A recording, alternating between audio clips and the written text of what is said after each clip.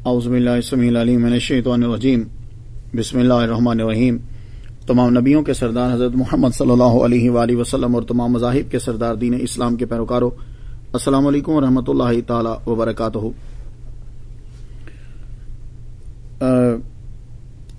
ایک صاحب کی کال آئی تھی کہ ایک لیکچر کی جو ہے وہ حصہ مس ہو گیا تو کیسے سن سکتے ہیں۔ تو پہلے بھی میں بتاتا رہتا ہوں، ابھی بھی بتا دوں کہ اگر کوئی بھی حصہ مس ہو جاتا ہے تو آپ وائٹ سٹون 786 اس کو ٹائپ کریں نا یوٹیوب کے اوپر، تو آپ جو ہے وہ سن سکیں گے۔ اگر نہ ملے تو پھر جتنی بہنیں اور بھائی سن رہے ہیں آپ کو آسان طریقہ بتا دیتا ہوں کہ آپ whitestone786@gmail.com پر آپ اپنی ای میلز بھیج دیں، تو یہ وائٹ سٹون والے کیا کریں گے کہ آپ کو روزانہ کا لیکچر جو ہے وہ بھیج دیا کریں گے، جو ہمارا سنگیت ریڈیو پہ ہوتا ہے، تو آپ اس کو آسانی سے سن لیا کریں گے جب بھی آپ کو ٹائم ملے گا۔ پھر سے سن لیں whitestone786@gmail.com۔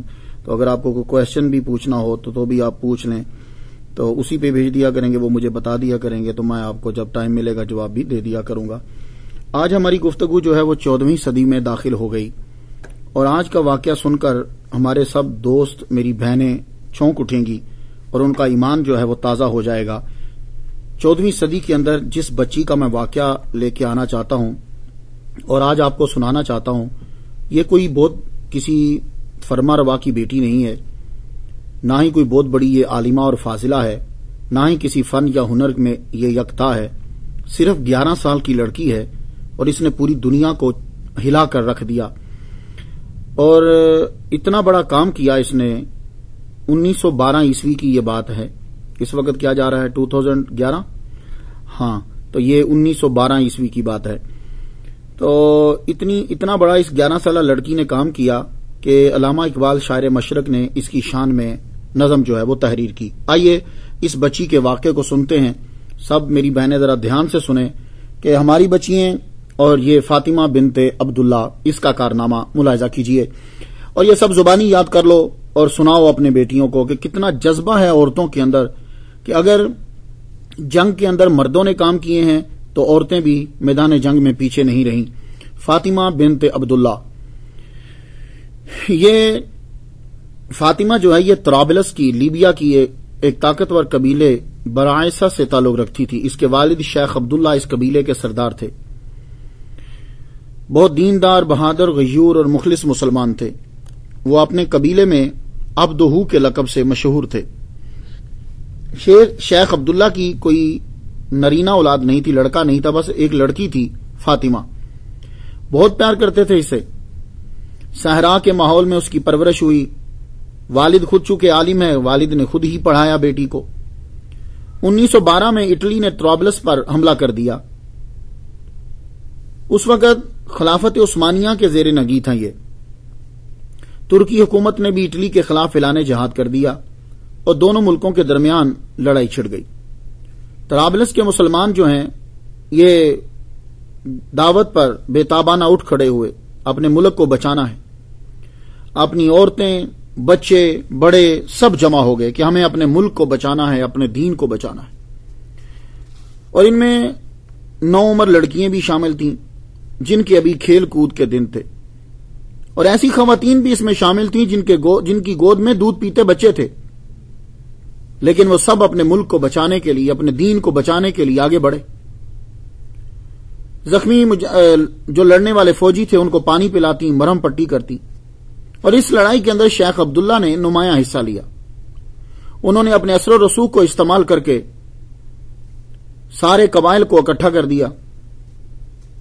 اب جب لڑائی چھڑ گئی، ایک ترک افسر ڈاکٹر اسماعیل سبائی نے اس جنگ کے چشمدید حالات لکھے ہیں، سنیے اس کی زبان سے میں ترجمہ آپ کی نظر کرتا ہوں۔ وہ کہتا ہے، میں نے سب سے پہلے کمسن فاطمہ کو اس وقت دیکھا جب میں اپنے فوجی دستے کے ساتھ عزیزیہ سے زوارہ پہنچا۔ یوں تو فوج میں بہت سی خواتین اور لڑکیاں تھیں، لیکن فاطمہ ان میں منفرد نظر آتی تھی۔ ایک تو اس لیے کہ وہ بہت کم عمر تھی، اور دوسرا اس لیے کہ خوف یا ڈر اس کو چھو کر بھی نہیں گیا تھا۔ توپیں گولے اگڑ رہی ہوں، گولیوں کی بچھاڑ ہو رہی ہو، یا تلواروں سے دست بدست لڑائی ہو رہی ہو، کیسا بھی خطرناک موقع ہوتا یہ 11 سالہ لڑکی اپنے مشکیزے سمیت وہاں پہنچ جاتی اور وہاں جو زخمی ہیں پیاسے ہیں ان کو پانی پلاتی۔ ایک مرتبہ بارود کے دھوئیں سے ہر طرف اندھیرا چھا گیا، توپوں کی گڑگڑاہٹ سے زمین ہل رہی تھی، گولوں کے پھٹنے سے بار بار چمک پیدا ہوتی، اس کے ساتھ ہی زخمیوں کی چیخو پکار حشر برپا کر دیتی، اور اس ہولناک موقع پر بھی یہ ننھی سی 11 سالہ لڑکی اپنا اونچا کرتا پہنے، پھٹی ہوئی چادر کمر کے گرد لپیٹے، بے بس اور مجبور زخمیوں کی مدد کے لیے دوڑتی پھرتی تھی، جیسے خدا نے آسمان سے کوئی فرشتہ بھیج دیا ہو۔ فاطمہ کو اپنے گرد و پیش کا جیسے علم ہی نہ تھا، ایک ہی لگن کے زخمیوں کو پانی پلانا ہے۔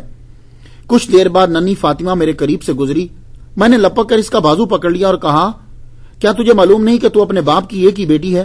فاطمہ نے کہا، مجھے چھوڑ دو، کیا تمہیں نظر نہیں آتا اسلام اور وطن کے کتنے جان نثار پانی نہ ملنے کی وجہ سے مر رہے ہیں؟ میرے ابا اور میری امی بھی چلے گئے دنیا سے، میں ان کو پانی پلانا چاہتی ہوں۔ اللہ اکبر جل شانہ۔ پھر کیا ہوتا ہے کہ لڑائی کے دوران ایک دن 12,000 سے زیادہ اطالوی فوج نے مسلمانوں پر حملہ کر دیا۔ مسلمانوں کی تعداد 3,000 سے بھی کم تھی، لیکن انہوں نے ڈٹ کر مقابلہ کیا۔ اس کے بعد دشمنوں نے جب حملہ کیا، گولہ باری شروع کر دی، تو یہ 11 سالہ لڑکی فاطمہ برستے گولوں میں زخمیوں کو پانی پلاتی پھرتی تھی۔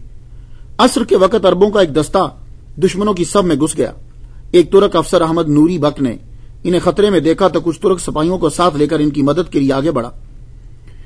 دشمن کے مشرقی توپ خانے تک جا پہنچا، وہاں تازہ دم اطالوی فوج نے گھیر لیا مسلمانوں کو۔ ترک مجاہدین یہ گھیرا توڑ کر نکل آئے، لیکن 4 ترک سپاہی شدید زخمی ہو کر گر پڑے۔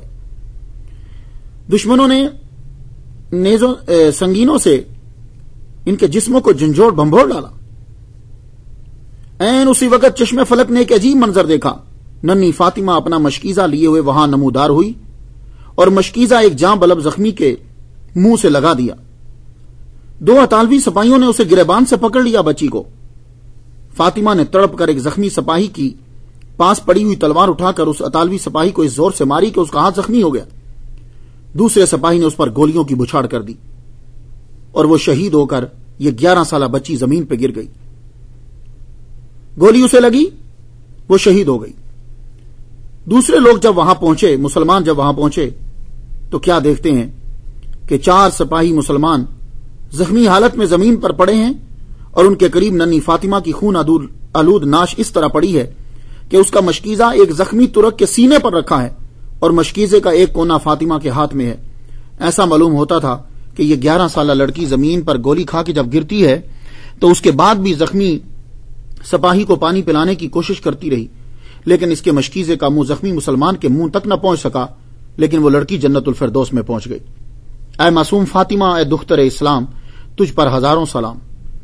حکیم الامت علامہ محمد اقبال رحمہ اللہ نے شہید ملت فاطمہ بنت عبداللہ کو ان الفاظ میں خراج عقیدت پیش کیا ہے، فاطمہ تو آبرو امت مرحوم ہے، ذرہ ذرہ تیری مشت خاک کا معصوم ہے، یہ سعادت حور صحرائی تیری قسمت میں تھی، غازیان دین کی سقائی تیری قسمت میں تھی، یہ جہاد اللہ کے رستے میں بے تیغ و سفر ہے، جسارت آفریں شوق شہادت کس قدر، اپنے صحرا میں بہت آہو بھی پوشیدہ ہیں، بجلیاں برسے ہوئے بادل میں بھی خوابیدہ ہیں، فاطمہ گو شبنم افشاں آنکھ تیرے غم میں ہے، نغمہ عشرت بھی اپنے نالائے ماتم میں ہے، رقص تیری خاک کا کتنا نشاط انگیز ہے، ذرہ ذرہ زندگی کے سوز سے لبریز ہے کوئی ہنگامہ تیری تربت خاموش میں، پر رہی ہے ایک قوم تازہ اس آغوش میں، بے خبر ہوں گرچہ ان کی وسعت مقصد سے میں، آفرینش دیکھتا ہوں ان کی اس مرکز سے میں، تازہ انجم کا فضائے آسماں میں ہے ظہور،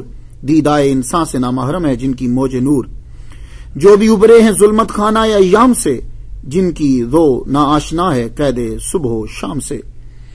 کیا خوبصورت الفاظ اس بچی کے بارے میں کہے، تو جہاں لوگوں کے مردوں کے نام آپ کو ملیں گے اپنی بہادری دکھاتے ہوئے، وہاں 14ویں صدی میں اس لڑکی کا نام بھی، جس کی عمر ٹوٹل 11 سال ہے، اس کا نام بھی آپ کو ملے گا۔ تو 14ویں صدی میں ایک اور نام ہم پاتے ہیں، نواب سلطان جہاں بیگم۔ یہ 1901 عیسوی میں یعنی 1318 ہجری میں اپنی والدہ نواب شاہ جہاں بیگم کی وفات کے بعد بھوپال کی حکمران بنی ہیں۔ نواب سلطان جہاں بیگم نے شعور کی آنکھ کھولنی تو ان کی تعلیم و تربیت کا خاص اہتمام کیا گیا۔ مولوی جمال الدین خان بہادر سے قرآن پاک کا ترجمہ اور تفسیر کے ساتھ پڑھا۔ ہم اپنی بچیوں کو کیا ایسا پڑھاتے ہیں؟ تفسیر قرآن نہیں، ہمارا دھیان ذرا کم جا رہا ہے۔ ہم وہ چیزیں پڑھاتے ہیں کہ جن چیزوں کے پڑھانے سے ہمارا بیٹا یا ہماری بیٹی بڑے ہو کر پیسہ کمانا شروع کر دیں، ان کو پرابلم نہیں ہو۔ بات آپ نے بجا کہی ہے، ضروری ہے کہ ہم اپنے بچوں کو ایسا پڑھائیں کہ وہ بیچارے مستقبل میں اپنے لیے کچھ کما سکیں۔ اس کے ساتھ ساتھ اس بات پہ بھی توجہ دینا ہے کہ یہاں تو وہ کما لے گا، کما کر اپنے جسم کے لیے خوراک مہیا کر لے گا، لیکن مسئلہ روح کا ہے جس نے ابھی ہمارے ساتھ چلنا ہے اور قیامت کے بعد اسی سے واسطہ پڑنا ہے۔ اس کا طاقتور ہونا بہت ضروری ہے۔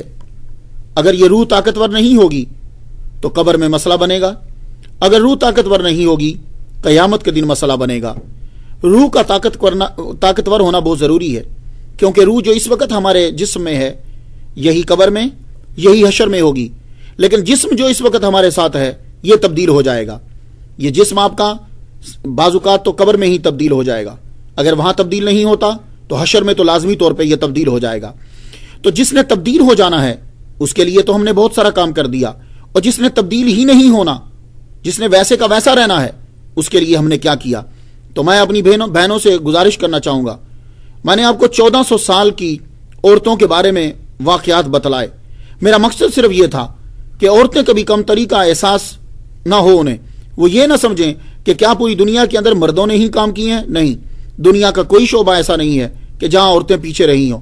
انہوں نے پردے کے اندر رہ کر، انہوں نے اسلام کی حدود کے اندر رہتے ہوئے ہر کام کیا ہے اور اپنا نام جو ہے وہ روشن کیا۔ میں نے یہ ساری چیزیں 1400 سال تک جو بڑے بڑے تھے میں نے آپ کی نظر کر دیے۔ تو ہمیں یہ ساری چیزیں اپنے بچوں کو بتلانی ہیں۔ اگر مردوں نے قرآن اور حدیث اور تفسیر پڑھائی ہے تو آپ جا کر سن لیجئے کہ عورتوں نے بھی، میں بیان کر چکا، عورتوں نے بھی احادیث لوگوں کو پڑھائی ہیں۔ اگر مقرر مرد رہے ہیں تو عورتیں بھی ٹاپ کی خطیب جو ہیں وہ رہی ہیں۔ تو قرآن مجید اور تصوف کے اندر بھی ان کا نام جو ہے وہ پیچھے نہیں ہے۔ اب اسی نواب شاہ جہاں بیگم کو دیکھ لیجئے، نواب سلطان جہاں بیگم کو قرآن پڑھا، تفسیر پڑھی، اس کے علاوہ اردو، فارسی، عربی، انگریزی زبانوں کی بھی تعلیم حاصل کی۔ ہم امریکہ میں آ کے جب ہمارے بچے امریکن ایکسنٹ میں انگلش بولنے لگ جاتے ہیں، ہم اپنے آپ کو اس وقت اوباما سمجھنا شروع کر دیتے ہیں کہ اوباما سے نیچے ہماری سیٹ ہی کوئی نہیں ہے، کہ اب ہمیں انگلش ایکسنٹ آ گیا ہے۔ انگلش ایکسنٹ تو آ گیا جب وہ نماز پڑھ رہا، کیا نماز کا ایکسنٹ بھی آیا کہ نہیں آیا؟ قرآن پڑھتے ہوئے تو اس نے الحمد کہہ دیا، قرآن پڑھتے ہوئے اس نے کل کہہ دیا، وہیں وہ کافر ہو گیا، کیونکہ اس کو کل پڑھنا تھا، کل کا معنی تھا کہو، اس نے کہہ دیا کل، کھا جاؤ اللہ ایک ہے۔ تو اب بتاؤ، وہ ایکسنٹ تو ہم ٹھیک کرتے رہے، یہ ایکسنٹ کا کیا بنے گا کہ جس ایکسنٹ سے پوری نماز خراب ہو گئی؟ تو ہمیں دھیان اس طرف بھی دینا ہے کہ ہمیں قل اور کل میں فرق نظر آ جائے۔ ہمیں اس میں فرق نظر نہیں آتا۔ ہمارا بچہ نماز غلط پڑھتا ہے تو ہم کبھی پریشان نہیں ہوئے، ہمارا بچہ نماز نہیں پڑھتا ہم کبھی پریشان نہیں ہوئے، ہماری بیٹی نماز غلط پڑھتی ہے ہم کبھی پریشان نہیں ہوئے، ہماری بیٹی جو ہے وہ نماز نہیں پڑھتی ہم کبھی پریشان نہیں ہوئے۔ لیکن ہم اس وقت بڑے پریشان ہوتے ہیں جب ہماری بیٹی اور بچے کا ایکسنٹ امریکہ جیسا نہیں ہو رہا ہوتا۔ کیا کسی امریکن نے آپ کی اردو کو صحیح بولا؟ نہیں، آپ کی اردو کا بیڑا غرق کر کے رکھ دیتے ہیں وہ، تو پھر آپ لوگ پریشان کیوں نہیں ہوتے؟ اپنی بیٹی کو قرآن سکھانا ہے، جس طرح یہ عظیم عورتیں قرآن مجید سیکھتی تھی، اپنے بچپن کے اندر ہی سب چیزیں، عربی سیکھی، انگریزی سیکھی، ساری زبانیں سیکھی، اور لیکن دیکھیے نواب ہونے کے بعد پھر بھی عمر بھر نماز فجر کے بعد تلاوت قرآن کا کبھی ناغہ نہیں کیا۔ یہ ہیں عظیم عورتیں، ہمیں ان جیسا بننا ہے۔ کیا یہ عورت حکمران نہیں تھی؟ یہ بھوپال کی نواب ہیں، اور دیکھو فجر کے وقت قرآن مجید کی تلاوت شروع، اور قرآن حکیم سے ان کا دلی لگاؤ اور گہری عقیدت تھی۔ ہر سال ہزاروں کی تعداد میں قرآن مجید نادار مسلمانوں اور طلباء میں تقسیم کرتی، قرآن مجید منگوا کر لوگوں میں تقسیم کرنے کہ قرآن جو ہے وہ لوگ پڑھیں۔ ہم لوگ خود قرآن نہیں پڑھتے، لوگوں میں تقسیم کیا کروائیں گے؟ تجوید اور قرات کے فن کو فروغ دینے کے لیے انہوں نے بھوپال میں مدرسہ حفاظ قائم کیا، کیونکہ اگر تجوید کے ساتھ قرآن نہیں پڑھا جائے گا تو بعض اوقات اللہ کی تعریف کے ساتھ ساتھ اللہ تعالیٰ کی توہین ہو جاتی۔ ہم اس کی تعریف کرنے لگتے ہیں مگر توہین ہو جاتی۔ یہ بہت ضروری ہوتا ہے کہ کم از کم ہم بیسک چیزیں تو سیکھ لیں۔